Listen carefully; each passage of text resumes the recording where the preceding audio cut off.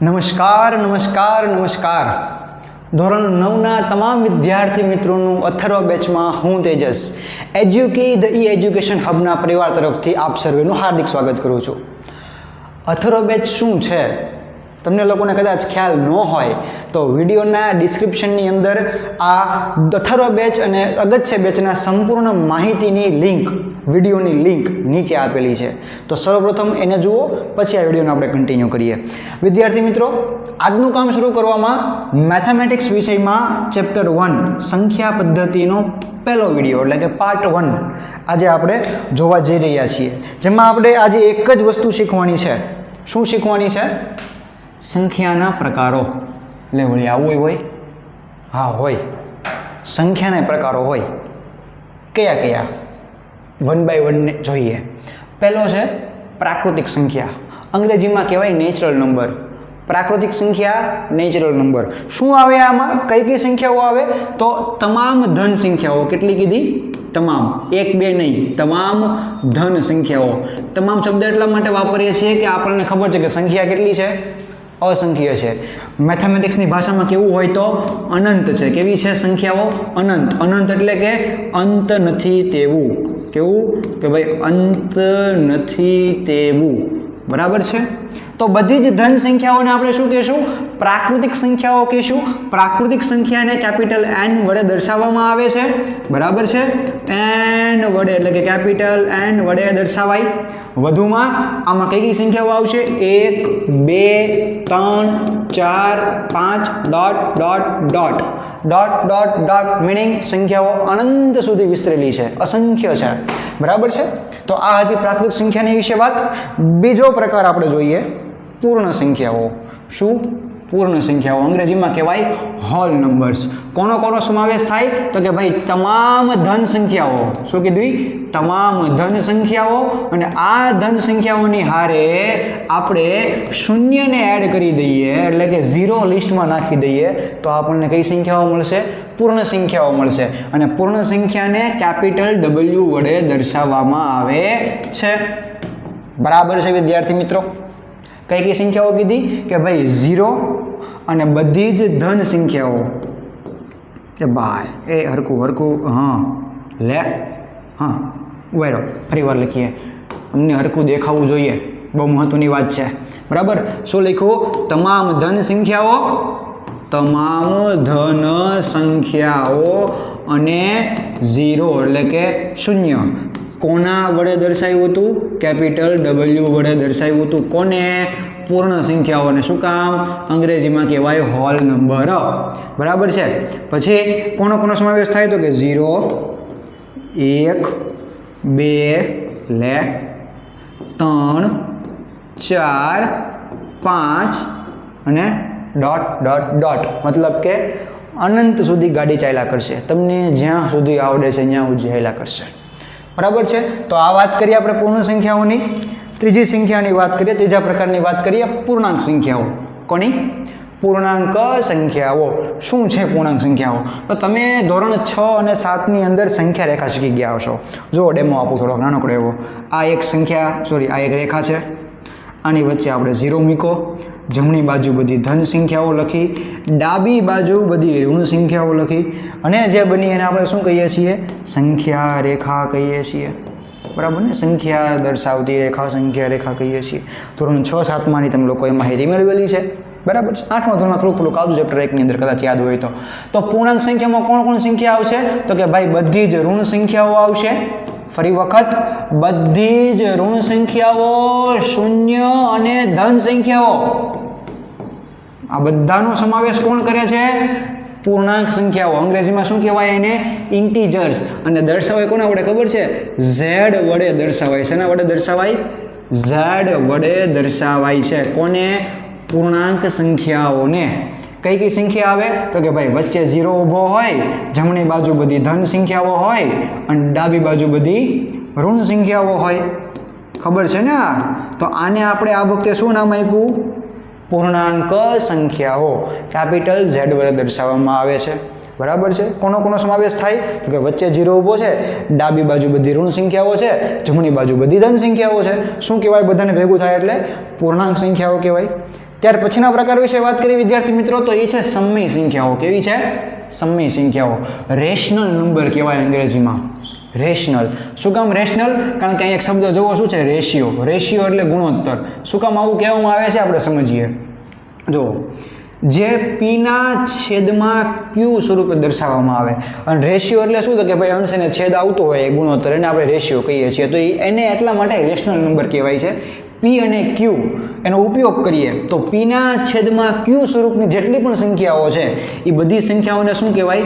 સમય સંખ્યાઓ કહેવાય. પણ હું એક શરત આપું. શું શરત આપું ખબર છે? કે ભાઈ છેદમાં એટલે કે અહીંયા આપણે છેદ કીધો છે ક્યુ, તો છેદ ક્યારેય 0 હોવો જોઈએ નહીં. મતલબ છેદની વેલ્યુ 0 હશે નહીં, એટલે કે છેદ બરાબર નથી 0. બરાબર છે. આપણે ઉદાહરણ જોઈએ. કેવા ઉદાહરણ? દાખલા તરીકે હું લખું 5/4. 5/4 તો જુઓ તો અંશ છે, છેદ 0 નથી. 0 સિવાયની કોઈ પણ સંખ્યા છે તો આને કેવી સંખ્યા કહેવાય? સમય સંખ્યા કહેવાય. દાખલા તરીકે -10/10,000 મેં કંઈક આવી સંખ્યા લખી તો આ સમય છે? હા છે. શું કામ? કારણ કે ઉપર કોઈ એક પૂર્ણાંક સંખ્યા છે. કેવી કીધી? પૂર્ણાંકો. શું કીધું તું? કે ભાઈ પી અને ક્યુ બંને કેવા હોવા જોઈએ? પૂર્ણાંક હોવા જોઈએ. પૂર્ણાંક હોવા જોઈએ મતલબ કે હા પૂર્ણાંક એટલે કેવા હોવા જોઈએ? આવી સંખ્યા હોવી જોઈએ. એટલે કાં તો અંશમાં 0 હોય તો હાલે, ધન સંખ્યા હોય તો હાલે, ઋણ સંખ્યા હોય તો હાલે, પણ છેદમાં શું હોવું જોઈએ? 0 સિવાયની કોઈ પણ પૂર્ણાંક સંખ્યા. મતલબ પીના છેદમાં ક્યુ સ્વરૂપની સંખ્યા હોવી જોઈએ. પી અને ક્યુ બંને કેવા હશે? પૂર્ણાંક સંખ્યા હશે અને ક્યુ 0 નહીં હોય, એની સિવાયની ગમે એ સંખ્યા હશે. તો તમે અહીંયા આવું કહો છો -10/10,000.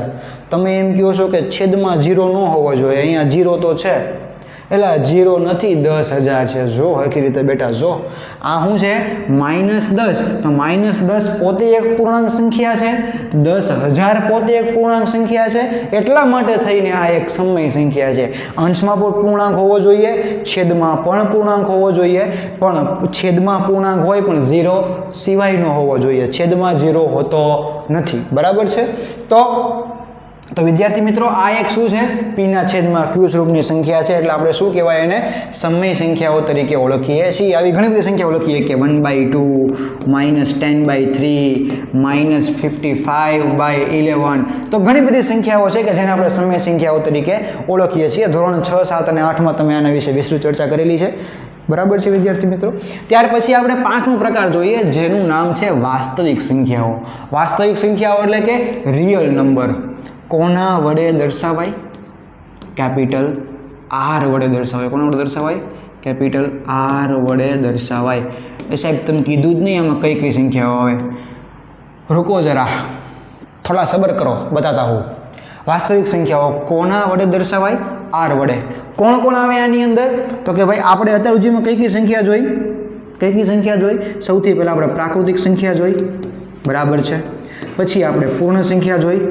બરાબર છે. પછી આપણે પૂર્ણાંક સંખ્યા જોઈ. હા ભાઈ એ બરાબર છે. પછી આપણે સમય સંખ્યા જોઈ. હા એ બરાબર છે. તો આ 4 સંખ્યાઓ સાંભળજો, 4 સંખ્યાઓ વાસ્તવિકની અંદર એડ થાય. મતલબ આ બધી જ સંખ્યાઓ વાસ્તવિક પણ છે. તો નવું નામ આપવાનું જરૂર શું કામ પડી?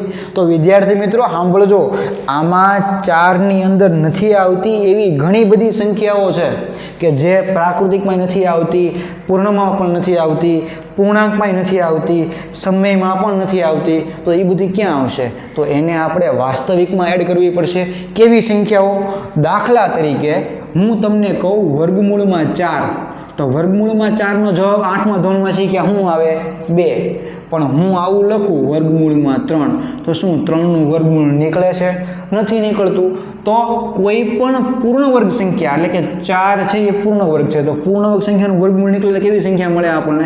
જેમ કે √4 એટલે 2. તો 2 કેવી છે? સમય છે, પાક્કું સમય છે, કારણ કે 2ના છેદમાં કાંઈ નથી, 1 તો હશે ને, એટલે પીના છેદમાં ક્યુ સ્વરૂપમાં થઈ ગઈ. પણ અહીંયા તો √3 છે, 3નું વર્ગમૂળ નીકળતું છે નહીં, તો આને આપણે સમય સંખ્યાઓ કહી શકતા નથી. તો આને શું કહેવાય? આપણે અસમય સંખ્યા કહેવાય. શું કહેવાય? અસમય સંખ્યા. આવતા લેક્ચરમાં જ્યારે આપણે મળશું ને ત્યારે આવા પ્રકારની અસમય સંખ્યાને સંખ્યા રેખા ઉપર દર્શાવતા શીખવાની છે, બરાબર છે, એ શીખી લેશું. અત્યારે આપણે આ જોઈએ. મતલબ મેં તમને વાસ્તવિક સંખ્યામાં શું કીધું કે પ્રાકૃતિક, પૂર્ણ, પૂર્ણાંક અને સમય આ બધી જ સંખ્યાઓ વાસ્તવિકમાં આવશે, પણ અમુક એવી સંખ્યાઓ પણ છે કે જે આ 4માં નથી આવતી, તો એ બધી આ 4માં નથી આવતી એ બધી સંખ્યાઓ શેમાં આવશે? વાસ્તવિકમાં આવશે. એટલે કે √3, √5, √7 જેટલી પણ અવિભાજ્ય સંખ્યાઓ છે એના વર્ગમૂળ ન નીકળી શકે, તો એ બધાના વર્ગમૂળ 3, વર્ગમૂળ 5, વર્ગમૂળ 7, વર્ગમૂળ 11 એ બધી કેવી સંખ્યાઓ કહેવાય? અસમય સંખ્યાઓ કહેવાય. અને એ અસમય સંખ્યાઓ ક્યાં આવશે? તો કે ભાઈ વાસ્તવિક સંખ્યાઓમાં આવશે, બરાબર છે. તો આપણે એક થોડુંક રિવિઝન કરી નાખીએ પાછું, જેથી કરીને આપણને ખ્યાલ આવે કે આપણે શું શું ભણી ગયા, બરાબર. સૌથી પહેલી વાત કરીએ આપણે પ્રાકૃતિક સંખ્યા કેપિટલ N વડે દર્શાવવામાં આવે છે. પછી વાત કરીએ આપણે પૂર્ણ સંખ્યા કેપિટલ W વડે દર્શાવવામાં આવે છે. પછી આપણે વાત કરી પૂર્ણાંક સંખ્યા કેપિટલ Z વડે દર્શાવવામાં આવે છે. પછી આપણે વાત કરી સમય સંખ્યાઓ, જેને આપણે દર્શાવ્યું હતું કોના વડે? નથી દર્શાવ્યું, જોઈ લો, કેપિટલ Q વડે દર્શાવવામાં આવે છે, બરાબર છે. કેપિટલ Q વડે દર્શાવાય કોને? સમય સંખ્યાઓને. અને પછી આપણે છેલ્લે વાત કરી 5 નંબરની વાસ્તવિક સંખ્યાઓ, જેને આપણે R વડે દર્શાવીએ છીએ. ચલો, એટલું ક્લિયર છે. આ સંખ્યાઓના પ્રકાર આપણે જોયા. પણ હવે થોડીક અગત્યની વાત કરવી છે કે જે તમારા ખરા ખોટામાં પૂછાય છે. અને એવું પૂછાય છે ને કે વિદ્યાર્થીઓ કન્ફ્યુઝ થઈ જાય છે. પણ આપણે એ કન્ફ્યુઝન કરવાનું નથી. શું કામ નથી કરવાનું? કારણ કે આમાં હું સરસ મજાનો શોર્ટકટ આપવાનો છું. આ શોર્ટકટ કરી નાખો એટલે કોઈની તેવડ નથી કે તમારો જવાબ ખોટો પાડી શકે. શું કામ? કારણ કે તમે સાચું લખ્યું છે. પણ શાંતિથી સમજજો, શોર્ટકટ છે પણ વ્યવસ્થિત શીખવાનું છે. જો શીખવામાં ભૂલ કરી તો શોર્ટકટ કામ નહીં લાગે. શું કામ કામ નહીં લાગે હું તમને થોડી વાર પછી કહું. પહેલાં આપણે ઇન શોર્ટ શું ભણ્યા? પ્રાકૃતિક, પૂર્ણ, પૂર્ણાંક, સમય અને વાસ્તવિક સંખ્યા વિશે વાત કરી. હવે હું એક વિધાન લખું છું, જોજો અહીંયા શું લખું છું કે દરેક પ્રાકૃતિક સંખ્યા પૂર્ણ સંખ્યા છે. શું મસ્તી કરો સાહેબ? અરે મસ્તી નથી કરતો, આવું પૂછાય છે પરીક્ષામાં.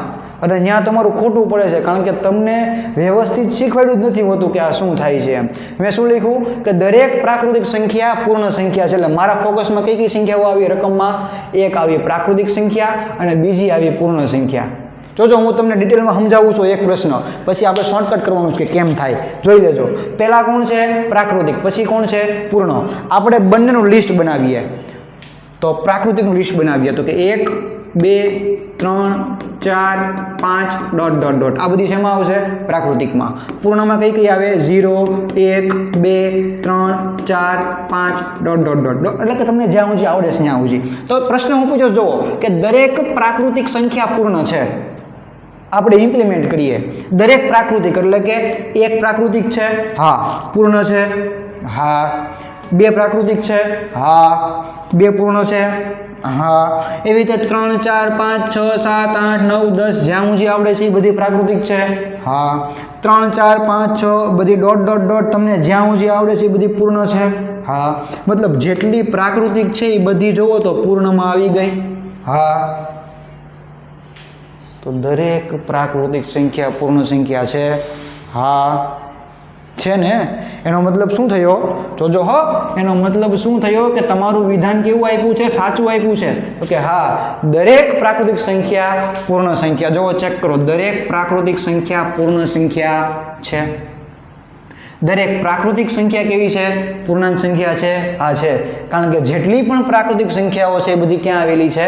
પૂર્ણાંક સંખ્યાઓમાં આવેલી છે. 1, 2, 3, 4, 5 ટૂંકમાં ધન સંખ્યાઓ પૂર્ણાંકમાં આવે જ છે. મતલબ બધી પ્રાકૃતિકને આપણે કેવી કહી શકીએ? પૂર્ણાંક સંખ્યાઓ કહી શકીએ. એવી રીતે દરેક પ્રાકૃતિક સમય સંખ્યાઓ છે. સાહેબ આ સમજાણું નહીં, હા છે. શું કામ?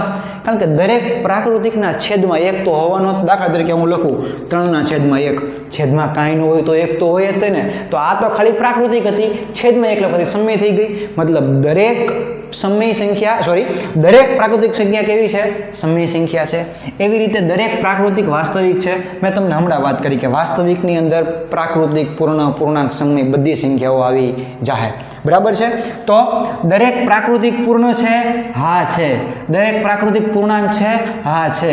દરેક પ્રાકૃતિક સમય છે? હા છે. દરેક પ્રાકૃતિક વાસ્તવિક છે? હા છે. એવી જ રીતે તમે જોયું, હું જે ઉપરથી નીચે આવું છું ને એ બધા હા પાડીએ છીએ આપણે. તો દરેક પૂર્ણ પૂર્ણાંક કહેવાય? હા કહેવાય. શું કામ? કારણ કે આમાં 0 થી 1 2 3 4 5 અનંત હોય એ બધી પૂર્ણાંકમાં આવે છે. મતલબ દરેક પૂર્ણ પૂર્ણાંક છે. દરેક પૂર્ણ સમય છે, કારણ કે દરેક પૂર્ણ સંખ્યાના છેદમાં 1 તો છે, મતલબ પીના છેદમાં ક્યુ સ્વરૂપમાં તો છે, મતલબ દરેક પૂર્ણ સમય સંખ્યા પણ છે. દરેક પૂર્ણ વાસ્તવિક છે? હા છે. વાસ્તવિક વાત કરી હતી કે આ 4 તો આવશે જ તે, પણ આ 4માં નથી આવતી, ઈ આવે છે. મતલબ આ 4 વાસ્તવિકમાં તો આવે જ છે. મતલબ દરેક પૂર્ણ સંખ્યા વાસ્તવિક સંખ્યા પણ છે.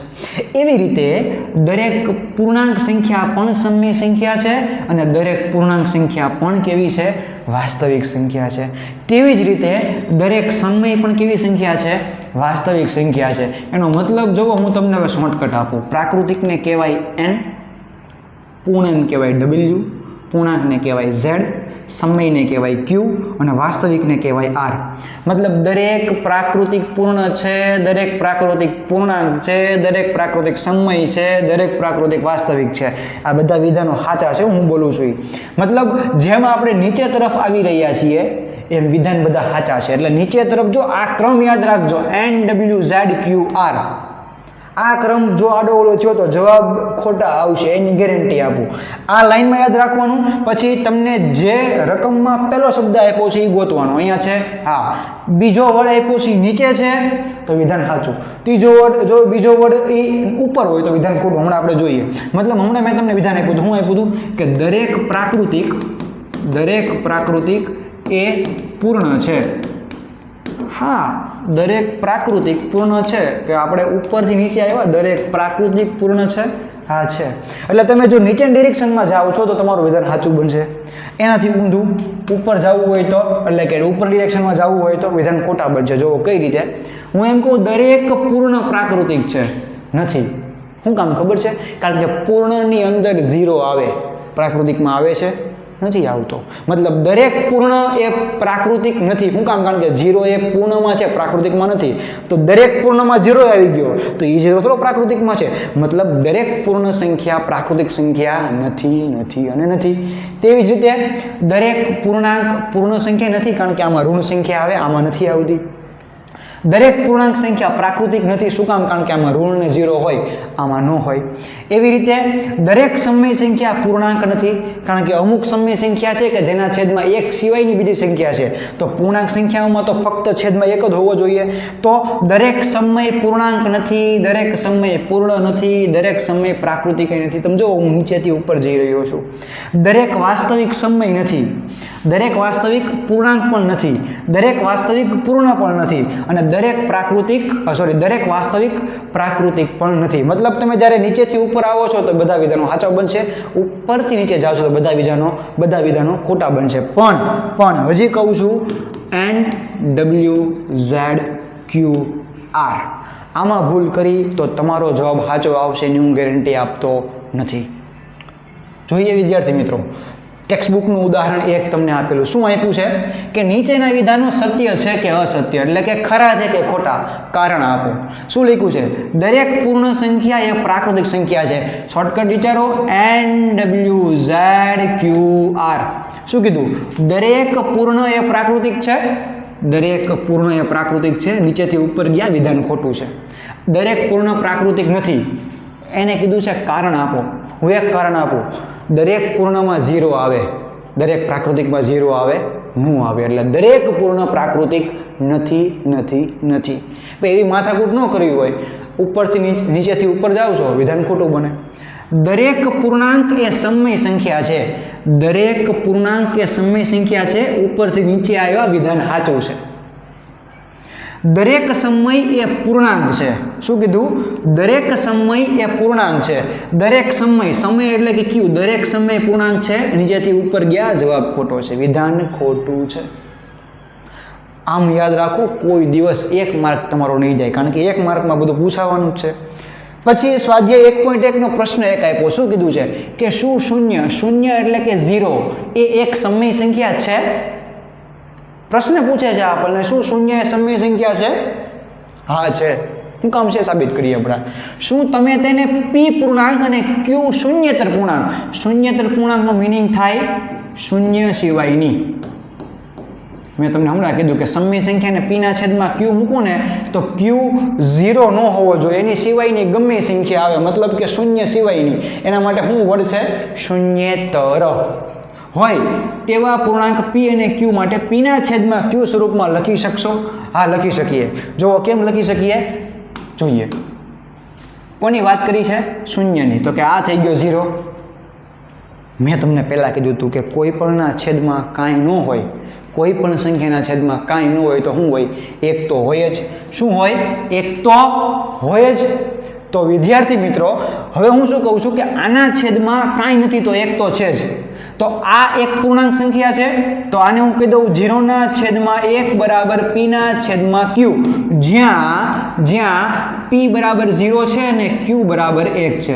મેં સમય સંખ્યા હોવા માટે એક શરત આપી હતી કે બંને પૂર્ણાંકો, બંને જે p અને q છે એ બંને કેવા હોવા જોઈએ? પૂર્ણાંક હોવા જોઈએ. પૂર્ણાંક છે.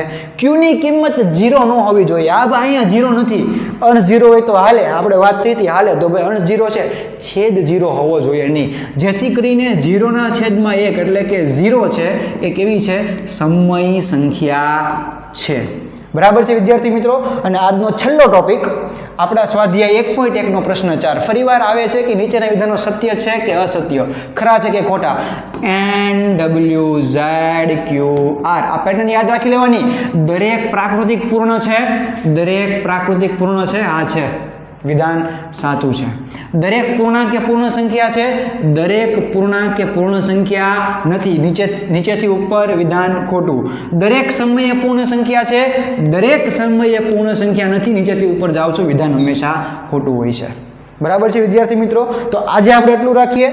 વધુમાં મારે તમને એ કહેવું છે કે આજનો વિડીયો જો તમને ગમ્યો હોય તો તમારા ઘણા બધા મિત્રો છે કે જેમને આવું શોર્ટકટની જરૂર છે, તો એમને આ વિડીયો શેર કરો.